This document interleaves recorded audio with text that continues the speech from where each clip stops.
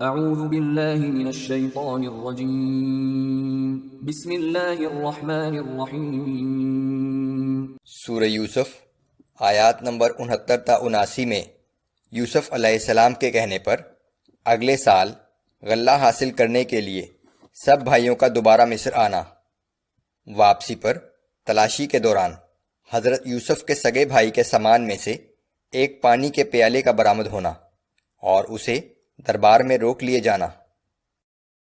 اعوذ باللہ من الشیطان الرجیم ولما دخلوا على يوسف آوى إليه أخاه قال إني أنا أخوك فلا تبتئس بما كانوا يعملون۔ اور جب یہ لوگ دوبارہ یوسف علیہ السلام کے پاس پہنچے تو یوسف علیہ السلام نے اپنے حقیقی بھائی کو اپنے پاس ٹھہرایا اور اس سے کہا کہ میں تمہارا بھائی یوسف ہوں، ہمارے یہ بھائی جو سلوک کرتے رہے ہیں اب اس پر پریشان نہ ہونا۔ فلما جهزهم بجهازهم جعل السقاية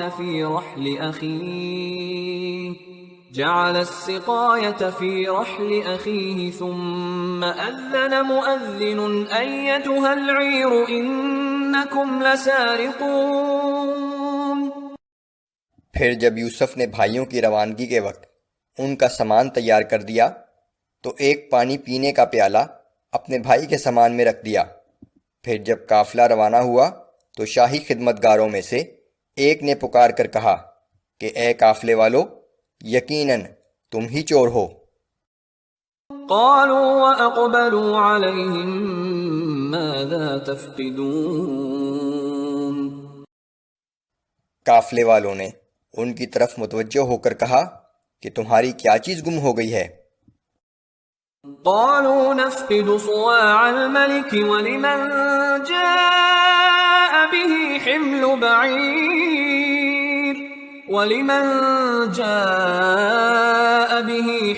بعير وأنا به زعيم۔ شاہی کرندے نے کہا کہ ہمیں بادشاہ کا پیمانہ نہیں ملتا، اور جو اس پیمانے کو لے کر آئے گا اسے ایک اونٹ کے برابر غلہ انعام میں دیا جائے گا، اور میں اس انعام کا ضامن ہوں۔ قالوا تالله لقد علمتم ما جئنا لنفسد في الأرض وما كنا سارقين۔ وہ کہنے لگے کہ اللہ کی قسم، تم لوگ جانتے ہو کہ ہم تمہارے ملک میں فساد کرنے کی غرض سے نہیں آئے، اور نہ کبھی چوری کرنا ہمارا شیوہ تھا۔ قالوا فما جزاؤه إن كنتم كاذبين۔ کارندوں نے کہا کہ اگر تم جھوٹے ثابت ہوئے تو چور کی کیا سزا ہوگی؟ قالوا جزاؤه من وجد في رحله فهو جزاؤه۔ یوسف علیہ السلام کے بھائیوں نے کہا کہ جس کے سامان میں سے وہ برتن پایا جائے خود اس کو ہی سزا کے طور پر رکھ لیا جائے۔ كذلك نجزي الظالمين۔ ہم تو اپنے ہاں ایسے چوروں کو اسی قسم کی سزا دیا کرتے ہیں۔ فبدأ بأوعيتهم قبل وعاء أخيه ثم استخرجها من وعاء أخيه۔ پھر اپنے بھائی سے پہلے باقی بھائیوں کے سامان کی تلاشی لی، اور آخر میں اپنے بھائی کے سامان کی تلاشی لے کر اس میں سے پیالہ نکال لیا۔ كذلك كدنا ليوسف ما كان ليأخذ أخاه في دين الملك إلا أن يشاء الله۔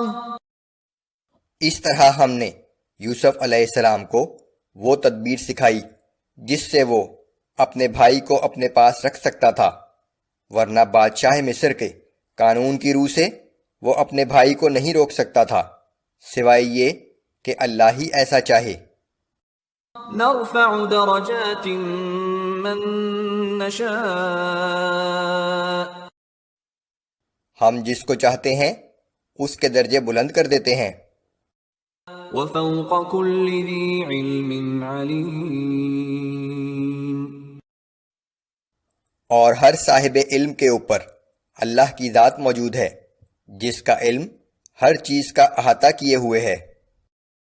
قالوا إن يسرق فقد سرق أخ له من قبل اس پر ان کے بھائیوں نے کہا کہ اگر اس نے چوری کی ہے تو کچھ عجب نہیں، کیونکہ اس کا ایک اور بھائی بھی پہلے چوری کر چکا ہے۔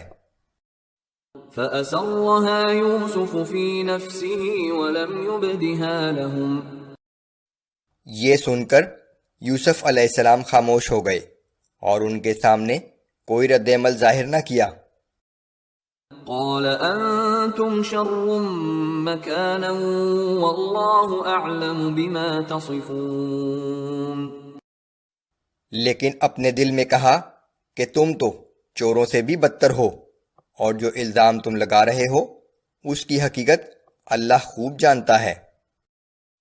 قالوا يا أيها العزيز إن له أبا شيخا كبيرا فخذ أحدنا مكانه ان بھائیوں نے کہا کہ اے عزیز مصر، اس کے والد بہت بوڑھے ہیں، آپ اس کو چھوڑ دیجئے اور اس کی جگہ ہم میں سے کسی ایک کو رکھ لیجئے۔